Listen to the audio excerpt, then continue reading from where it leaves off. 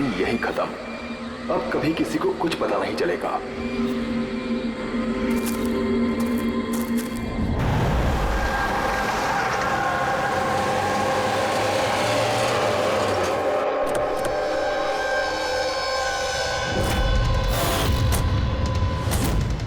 Guys hold on, हो क्या रहा है? कोई मुझे बताएगा? You guys don't understand. You know ना सिचुएशन क्या चल रही है। पापा और भाई दोनों फोन नहीं उठा रहे। पापा, रे, प्लीज दरवाजा खोलो। करण देखो ना, कोई दरवाजा ही नहीं खोल रहा है। पापा, मिथुन चाचा, रे, मिथुन काका। Oh my God, रे, oh my bro. He's no.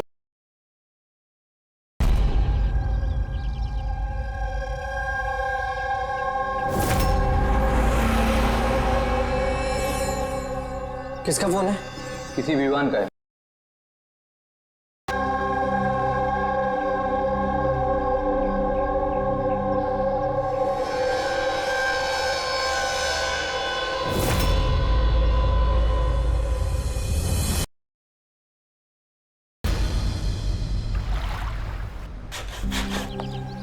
सबसे तो नहीं, मैं अंकिता से मिला था, उससे बात हुई थी मेरी। अंकिता से? जी। यही थी वो। अंकल डोंट एम्बुलेंस को कॉल करो अर्जेंट।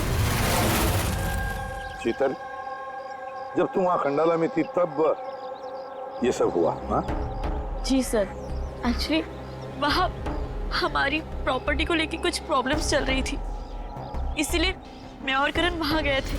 करण? जी, ही इज माय लॉयर। अच्छा। सर वो लैंड शीतल के नाम पे थी, इसलिए उसे वहाँ होना ही था। यस सर, बहुत इंपॉर्टेंट मीटिंग थी। आप? शीज तारा, माय असिस्टेंट। हाँ तो शीतल, जब तुम खंडाला में जा रही थी तब घर पर सिर्फ तुम्हारे पिताजी कल्याण जी और तुम्हारा भाई रे और ये मिथुन था, है ना? हाँ सर, एक्चुअली करीब 8 साल पहले एक एक्सीडेंट हुआ था जिसमें पापा की आईसाइट चली गई। पापा देख नहीं सकते और मिथुन काका उनका अकेले ध्यान नहीं रख पाएंगे, इसलिए रे वो यहीं रुक गया। मुझे उन दोनों को अकेले छोड़ना ही नहीं चाहिए था।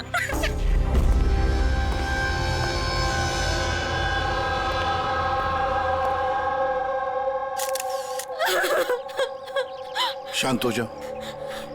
एक बात बताओ शीतल, अब तुम कह रही थी कि उनको अकेले छोड़कर जाना ही नहीं चाहिए था, क्यों? ऐसे क्यों लगा तुम्हें? क्या तुम्हें डर था कि उनकी दोनों की जान को खतरा है, ऐसे कुछ होगा? नहीं सर, पर इतना जरूर पता था कि रेकी उसके फ्रेंड्स के साथ ना कोई बड़ी प्रॉब्लम चल रही थी। फ्रेंड्स के साथ? और वो लोग एक दूसरे को ब्लैकमेल कर रहे थे किसी चीज को लेके।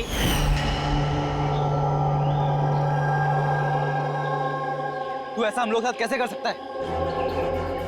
एक बार फिर से सोच ले रे, अगर यही तेरा फाइनल डिसीजन है तो जानता है कि क्या होगा। I don't care. मैं तो सिर्फ सही टाइम का वेट कर रहा हूँ। पर अगर किसी को कुछ पता चल गया तो? तुम पागल हो गई हो क्या? अगर तुम ऐसे बिहेव करती रहोगी तो श्योरली किसी ना किसी को तो डाउट हो ही जाएगा। गाइस, अगर हम कंट्रोल में हैं तो वी आर सेफ। गाइस, तुम लोग अपना देख लो। मुझे ऑनेस्टली नहीं पता है कि मैं क्या करने वाला हूँ।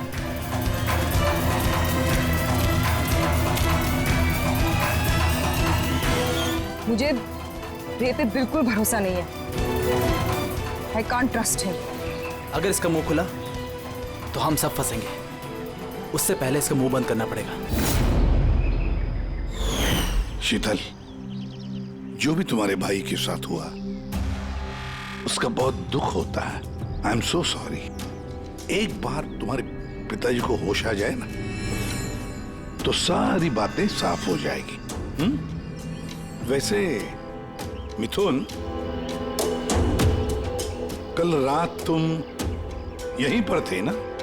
क्या हुआ क्या, जरा ठीक से बताओ। शरीर पे कोई बड़ा घाव नहीं है, बस छोटी मोटी चोटें हैं, लेकिन हाँ फ्रैक्चर थोड़े ज्यादा है। समझ में नहीं आ रहा है इसकी मौत हुई कैसे? मैं अपना काम कर रहा था, अचानक लाइट चली गई और किसी ने मेरा मुंह बंद कर दिया। मैं बेहोश हो गया साहब। जब आँख खुली तो आप सामने थे। बाकी को कुछ याद नहीं आ रहा सर। ठीक है, रो मत। सर, हाँ। सर मौत की वजह तो पोस्टमार्टम के बाद ही पता चलेगी। कुछ समझ में नहीं आ रहा है सर। जिसने भी खून किया है सोच समझ के किया है, बड़ा ही चालाक है खूनी। एक काम करते हैं, इस घर को फिर से अच्छी तरह से चेक करते हैं।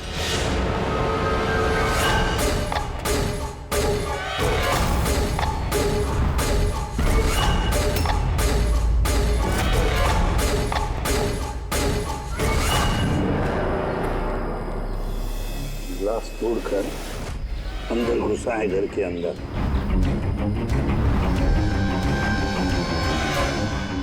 ये देखो, खून लगा है उसका अंदर घुसते वक्त या भाग जाते वक्त।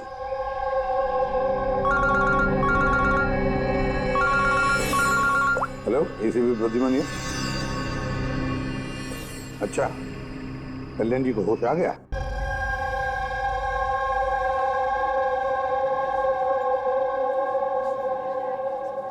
पापा, कल्याण जी,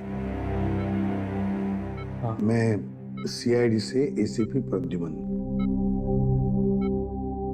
आप मुझे बता सकते हैं क्या हुआ? मैं अपने घर पर था, मुझे तो सिर्फ आवाजें सुनाई देती। रे जोर जोर से चिल्ला रहा था, चीजें यहाँ वहां फेंकी जा रही थी, बहुत शोर था, पता नहीं क्या क्या हो रहा था।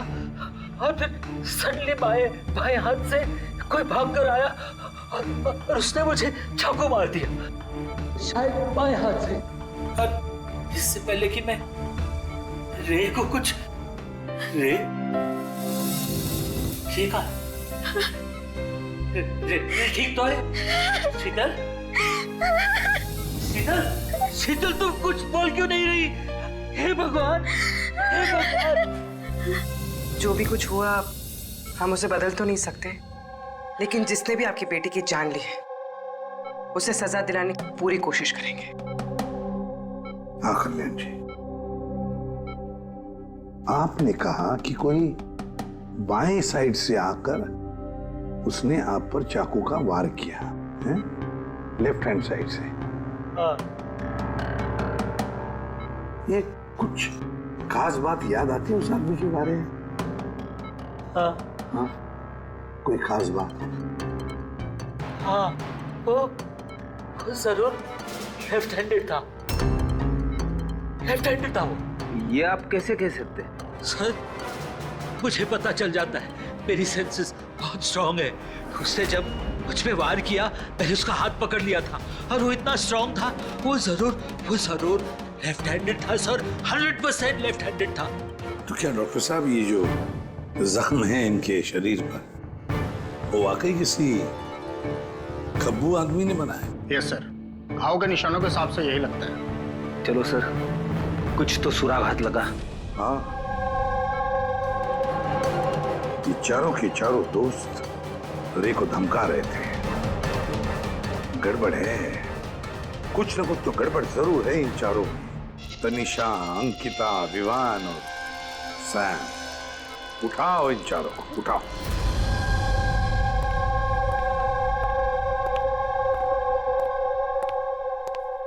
नमस्ते सर। आप? मैं सैम का फादर हूँ। पिछले 2 हफ्तों से सैम से मेरी कोई बातचीत नहीं हुई। अब मैं आपको कैसे बताऊं कि वो कहाँ पर है? मैंने उसको कई बार फोन किया, लेकिन उसका फोन ही नहीं लग रहा। मैं तनिषा की माँ। अब उससे फोन करके मैं क्या पूछूं? कि तनिषा ने खुद मुझे कहा था कि वो अपनी हॉलीडे एक्सटेंड कर रही है, कुछ दिन वो फ्रांस में रहना चाहती है। और मैं अंकिता का भाई हूँ, just for name sec. Sir dad को बातों में फंसाकर 80% प्रॉपर्टी उसने अपने नाम पर कर ली। मैं क्यों फिक्र करूँ सर उसके बारे में? सर मैं अंकिता के बारे में कुछ नहीं जानता। हाँ sir, what I just know is sir वो 2 हफ्ते पहले दिल्ली गई हुई थी कुछ मार्शल आर्ट कैंप के लिए। जी सर मैं विवान का फ्रेंड। उसके डैड के पास इतना पैसा है कि वो घूमता रहता है। होगा कहीं हॉलीडे पे। मतलब ये चारों पिछले 2 हफ्तों से शहर से बाहर है और आप में से कोई भी उनके टच में नहीं है। ठीक है, थैंक यू वेरी मच। आप लोग जा सकते हैं। अगर जरूरत पड़े तो आप लोगों को हम फिर से बुला लेंगे। Thank you. जरा 1 मिनट, क्या आप बता सकते हैं कि सैम, तनिषा, विवान और अंकिता इन चारों में से कोई लेफ्ट हैंडेड है? कब्बू है? हाँ सर, मेरा बेटा सैम लेफ्टी है। अच्छा, क्यों सर? नहीं नहीं, ऐसे ही ऐसे ही। हाँ, आप लोग जा सकते हैं। Thank you.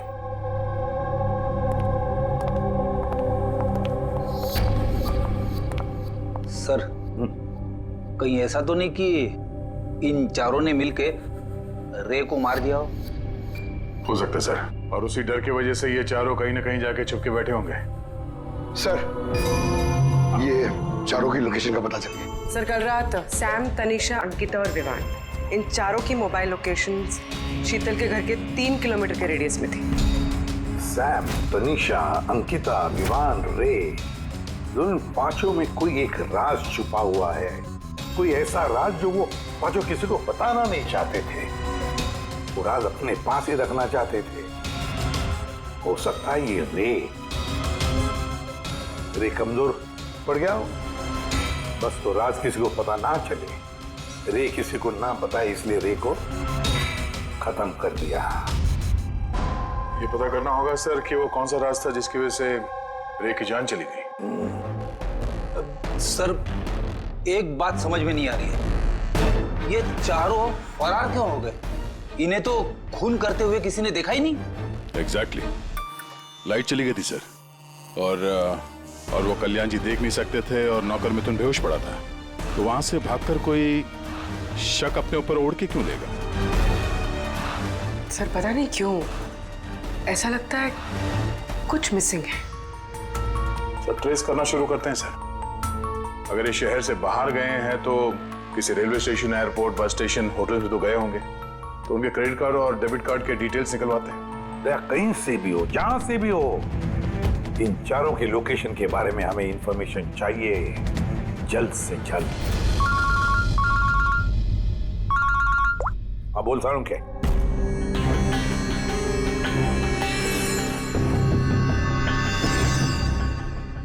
यार सारुण के, तूने इस कंकाल पे ये रेड मार्क्स क्यों किए?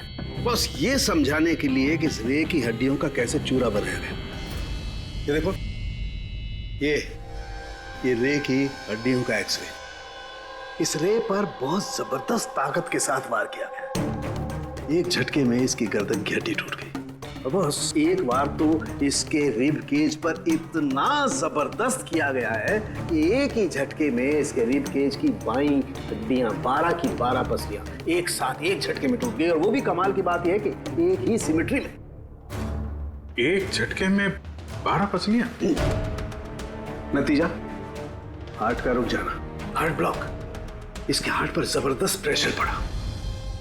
कमाल की बात यह है बॉस कि जितनी ताकत के साथ इस पर वार किया गया है, इतनी ताकत हाथों से या किसी भी हथियार से पैदा नहीं की जा सकती। इसे देख करके तो ऐसा लगता है जैसे खूनी जानता था बॉस, खूनी जानता था कि किस पॉइंट पर वार किया जाए कि एक ही झटके में सारी की सारी पसलियां एक साथ टूट जाए, एक सिमेट्री में। हाथों से कोई इतना फोर्स तो पैदा नहीं कर सकता। हाँ कर सकता है अगर कोई मार्शल आर्ट्स का जानकार हो तो, जैसे कुंग-फू, कराटे, ताइक्वांडो, इन सब में खास किस्म के मूव्स होते हैं जिससे इतना फोर्स पैदा किया जा सकता है। ये हो सकता है बस। अभी अटैक उसी ने किया जिसे मार्शल आर्ट्स की जानकारी है, जैसे आर्मी बैकग्राउंड का कोई। Martial arts? वो लड़की भी तो गई है ना दिल्ली में मार्शल आर्ट्स का कैंप अटेंड करने के लिए। क्या नाम है उस लड़की का? अंकिता। अंकिता के भाई ने तो हमें ये बताया। Sir what I just know sir, वो 2 हफ्ते पहले दिल्ली गई हुई थी कुछ मार्शल आर्ट कैंप के लिए। और सर कत्ल की रात उसका फोन शीतल के घर के आसपास ही था, उसी ने किया होगा। सैम के साथ मिलके। कल्याण जी पर जिसने भी चाकू का वार किया था वो आदमी खब्बू था, लेफ्ट हैंडेड। हाँ सर, मेरा बेटा सैम लेफ्टी है। ये हो सकता है क्योंकि शीतल के घर की जिस खिड़की पर से हमें वो ब्लड सैंपल मिला था उसका डीएनए सैम के डैड के डीएनए के साथ मैच होता है। मतलब सैम वही था और अंकिता भी। बस अब हमें ये पता लगाना है कि ये सैम, तनीषा, अंकिता और विवान इस वक्त है कहां पर। अच्छा, आप कैब ड्राइवर, आप उस वक्त कहाँ थे?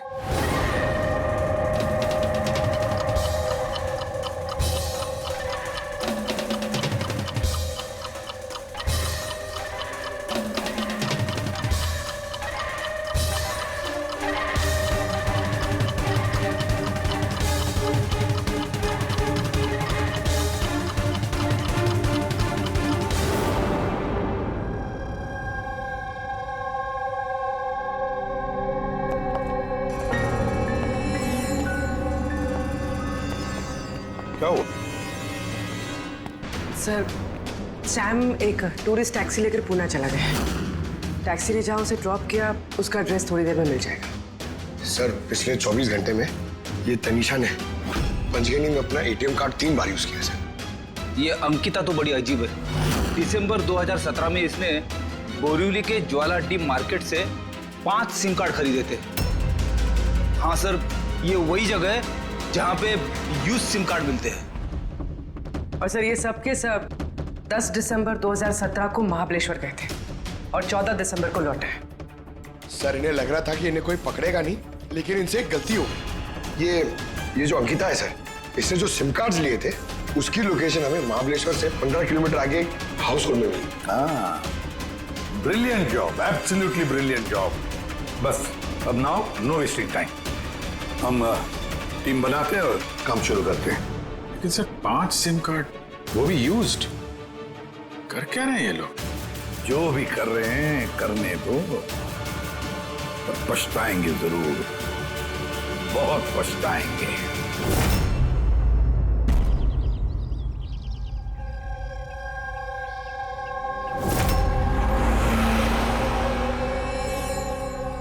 किसका फोन है? किसी विवान का है। विवान का कैसे हो सकता है? तुमने ठीक से सुना ना? अब उसने विवान कहा तो विवान ही होगा, मुझे क्या पता, आप बात करो। हेलो, कौन बोल रहा है? दूर, मैंने बोला था कि आज के बाद हम कांटेक्ट में नहीं आएंगे। तो कॉल क्यों किया? और तुझे पता कैसे चल रहा कि मैं यहाँ हूं? ओके, तो वहीं रुक, मैं आ रहा हूं।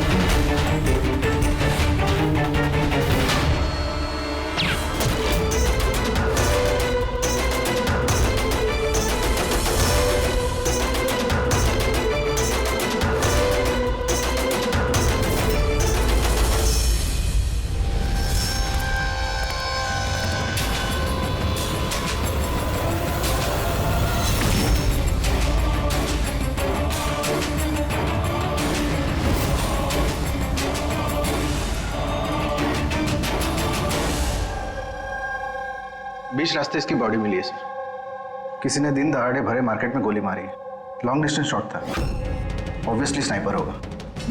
स्नाइपर लॉन्ग डिस्टेंस से गोली चलाई, मतलब किसी को पता भी नहीं चला होगा कि गोली चली कहां से और फिर गोली चलाई किसने। Anyway, thank you very much. जी सर।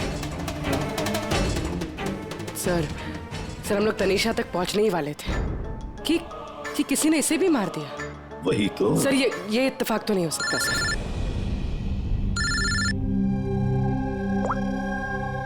हेलो, क्या? ठीक है। क्या हुआ? सर, पुणे पुलिस स्टेशन से फोन था, किसी ने सैम को मार दिया। What? Oh my God! Sir, वो जिस लॉज में रुका था उसी लॉज के पास। सर, ये जरूर विवान और अंकिता का ही काम है। ये कोई सीक्रेट है जिसे छुपाने के चक्कर में ये लोग आपस में एक दूसरे का खून कर रहे हैं। अपनी जो भी है उसे पता कैसे चलता है कि हम किसके पास जाने वाले हैं? 4 में से 2 बच गए हैं, विवान और अंकिता।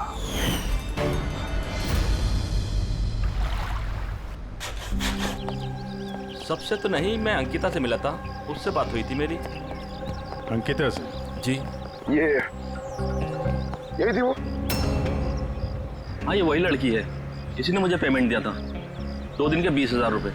2 दिन के 20,000 वो मान गए? ऐसी क्या इमरजेंसी थी? अच्छा, उन 2 दिनों में आपने उनसे या उनके ग्रुप के बाकी लोगों से मिले थे?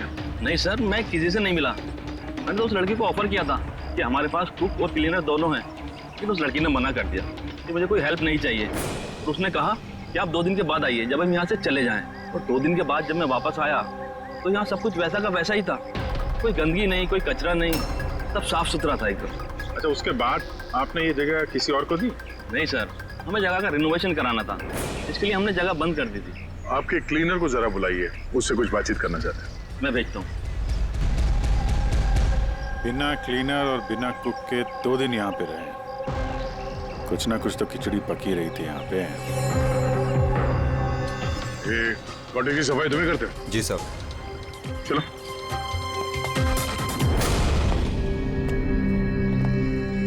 अच्छा, जब वो 5 लोग यहाँ से गए, उसके बाद जब तुमने यहाँ की साफ सफाई की तो कुछ मिला इधर उधर या कुछ अजीब लगा तुम्हें? नहीं सर, वो लोग तो बहुत अच्छे थे, जाने से पहले पूरी जगह को एकदम चकाचक साफ करके गए। पता नहीं कौन सा साबुन, क्या डिटर्जेंट यूज किया, पूरा घर चमका दिया था। वाह, हाँ सफाई हो रही है। ये कौन सा डिटर्जेंट है मैडम जी? अरे कुछ नहीं, वो रात को पार्टी हुई थी ना, तो ज्यादा गंदा हो गया है। तुम जाओ, हम कर लेंगे। एक मिनट। ये लो, ये लेके जाओ। हाँ, जाओ।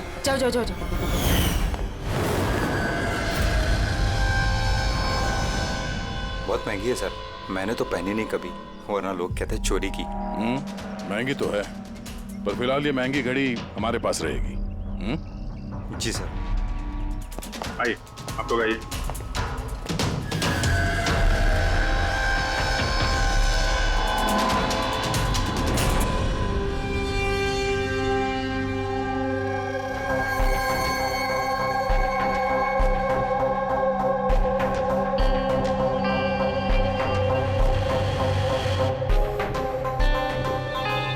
सर, सैम, तनीषा और रे तीनों का तो मर्डर हो गया है। अब बचे विवान और अंकिता। खूनी इन दोनों में से ही कोई हो सकता है। ये विवान ही होगा, उसी ने सैम को फोन करके लॉज के बाहर बुलाया था। तो जो भी हो, उसे पता कैसे चलता है कि हम कहाँ जाने वाले हैं? और जब भी हम वहां पहुंचते हैं तो उससे पहले ही वो वहां पहुंचकर फोन करके निकल जाता है। सैम किस लॉज में ठहरा है और तनीषा रोड पर कहाँ मिलेगी, ये सारी इन्फॉर्मेशन तो हमारे पास थी ना, उन तक कैसे पहुंची? सर, शायद वो लोग एक दूसरे के कांटेक्ट में हो। नहीं पूर्वी, बिल्कुल नहीं, क्योंकि लॉज के मालिक ने बताया कि सैम को जब विवान का फोन आया तो सैम को झटका लग गया। मैंने बोला था कि आज के बाद हम कांटेक्ट में नहीं आएंगे, कॉल क्यों किया? बॉस, क्राइम सीन पर ये जो शोपीस मिला है, इस पर ऑक्सीजन प्रोड्यूसिंग डिटर्जेंट मिला है। इसे ऑक्सीजन प्रोड्यूसिंग डिटर्जेंट से साफ किया गया है। ये क्या है? फ्रेडी, एक ऐसा डिटर्जेंट होता है जिससे सारे के सारे एविडेंस एकदम साफ किए जा सकते हैं, खून के निशान तक। हमें कोई डीएनए नहीं मिल सकता। मतलब सर ये हॉलिडे होम में खून हुआ था? एग्जैक्टली।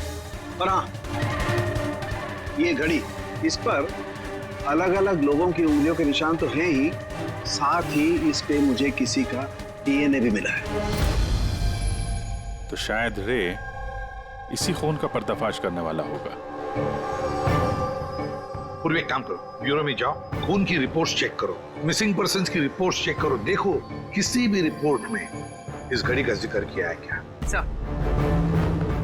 यार इन 5 में से बचे हैं 2, विवान और अंकिता। अगर खूनी विवान या अंकिता को कांटेक्ट करना चाहे तो फिर वो जो 5 यूज्ड सिम कार्ड्स है ना, वो इनके पास होंगे। उन्हीं में से किसी नंबर पर वो फोन करेगा, है ना? वो नंबर ट्रैक करते हैं। सर, तनीषा का खून हुआ पंचगनी में, सैम का खून हुआ पुणे में। दोनों जगहें 100 किलोमीटर दूर, जबकि खून हुए सेम टाइम पे। और एक ही टाइम पे कोई 2 जगहों पे कैसे हो सकता है सर? कोई तो है जो इस प्लान में शामिल है। मान लिया गया कि कोई और है इस खूनी के साथ। एक बार ये विवान और अंकिता हमारे पंजे में आ जाए ना, तो सारे सवालों का जवाब मिल जाएगा। एक काम करो अभिजीत, साइबर डिवीजन से एक हैकर को बुला दो।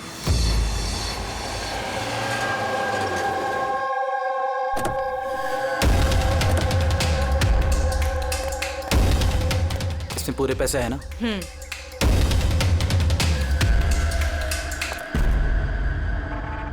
एक मिसिंग रिपोर्ट तो दर्ज हुई है जिसमें इस घड़ी के बारे में लिखा हुआ है।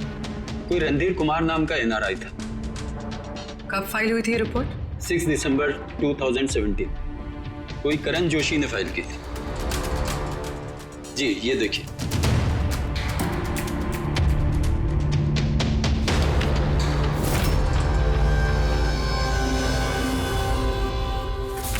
Thank you.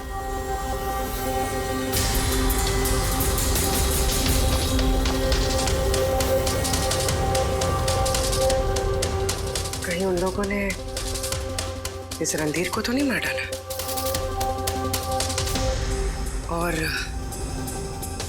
और कहीं ये करण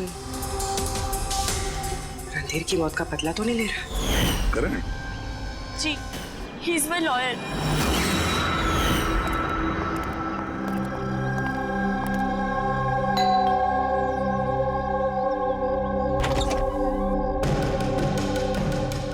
good to see you. I hope इसमें पैसे पूरे हो गए। हाँ, पूरे पैसे हैं। आओ अंदर। देखो, हम लोग जहां भी जाते हैं उससे पहले खूनी को कैसे पता चल जाता है? मे बी आप लोगों की लोकेशन कोई ट्रैक कर रहा था। You mean GPS tracker? जी। Cell phone? Yes sir. एक काम करो, पर हमारे सेल फोन चेक करो।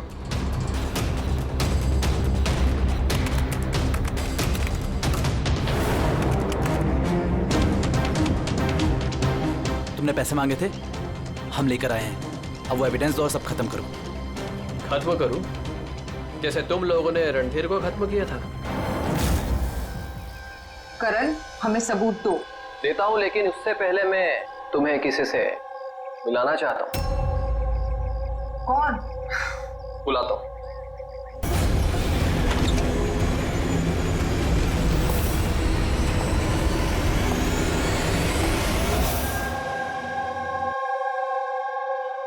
सर देखिए, आप लोगों के फोन हैक्ड हैं। व्हाट? पर कैसे?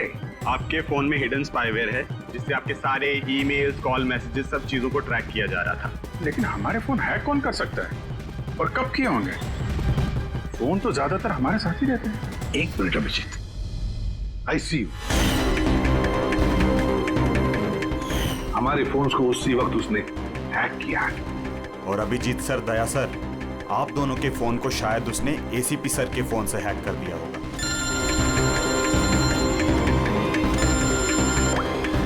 अबुर्वी, करण मरने वाले से रिलेटेड है?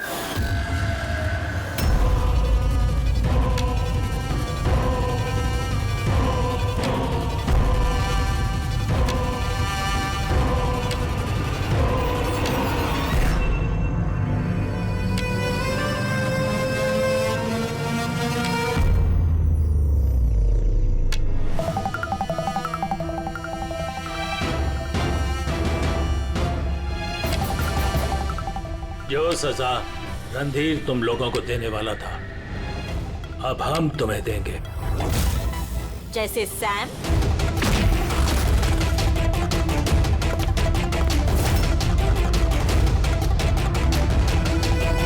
तनिषा और रे को दी। अब तुम दोनों की बारी है। तभी रणधीर की आत्मा को शांति मिलेगी। इसी घर में मारा था ना तुमने रणधीर को?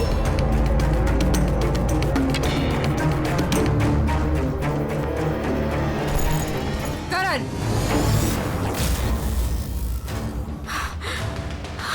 तुम्हारे पास कोई सबूत नहीं है ना? तुमने हमें फंसाया है ना? हाँ?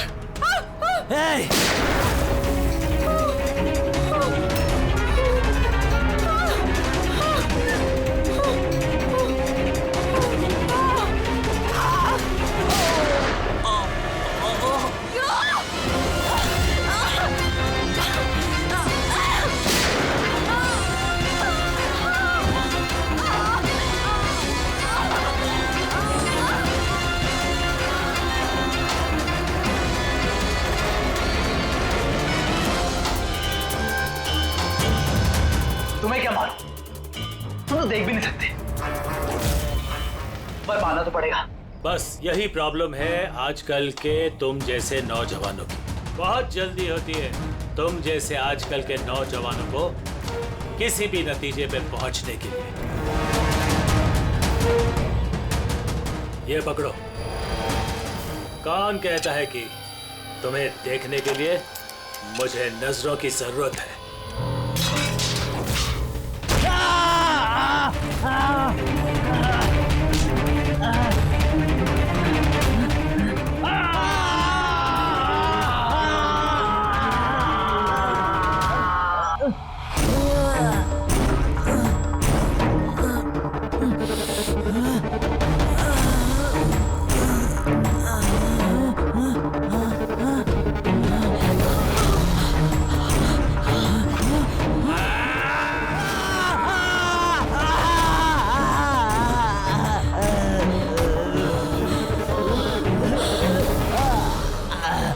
सीता बेटा, तुम ठीक तो?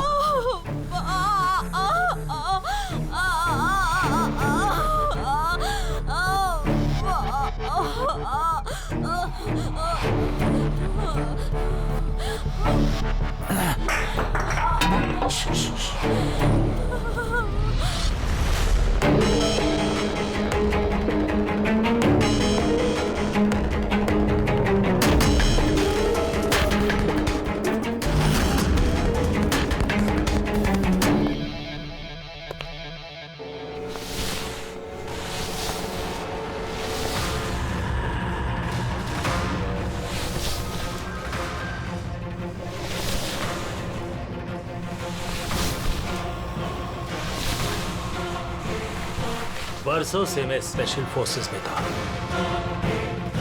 दुश्मनों को तो मैं चुटकी भर में सूंघ कर निकाल देता था। फिर तुम तो बच्चे हो।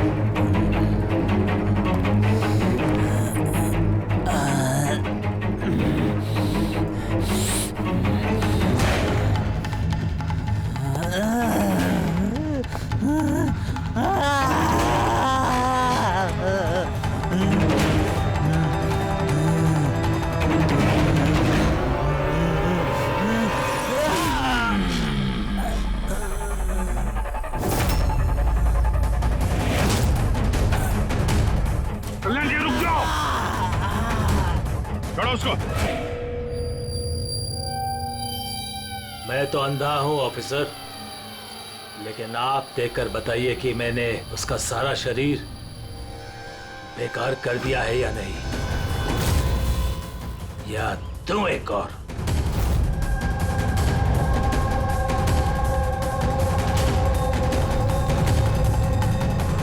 शीतल, रणधीर तुम्हारा भाई था और कल्याण जी रणधीर तुम्हारा बेटा है ना, और ये सब करने के लिए तुमने सीआईडी का इस्तेमाल किया, क्यों? सही समझा आपने। रणधीर शीतल का भाई था और मेरा बेटा। यानी रे का भाई? नहीं, रे मेरा बेटा नहीं था, उसे तो सिर्फ मैंने इस्तेमाल किया था। हमें गुमराह करने के लिए, ताकि हम विवान, अंकिता और सैम तनीषा के पीछे लग जाए और उन्हें सजा दिलवाए ताकि आपका बदला पूरा हो सके। हम उसे मारना नहीं चाहते थे। रणधीर एक्सचेंज प्रोग्राम का स्टूडेंट था, एकदम सीधा लेकिन बहुत पैसे वाला। अंकिता हमेशा से ही एक हाई फाई लाइफ जीना चाहती थी, उसी ने ये प्लान बनाया और रणधीर को किडनैप करके उसे पैसे मांगने। कितना रैंसम मांगा था तुम लोगों ने? 5 करोड़। फिर भी मार दिया तुमने उसे? रणधीर भाग रहा था, अंकिता को गुस्सा आया और उस 1 सेकंड के नॉनसेंस पन में उसने उसे मार दिया और हम सब घबरा गए, कुछ समझ नहीं आई कि क्या करें, तो उसकी बॉडी लेकर हमने लेक में डाल दिया।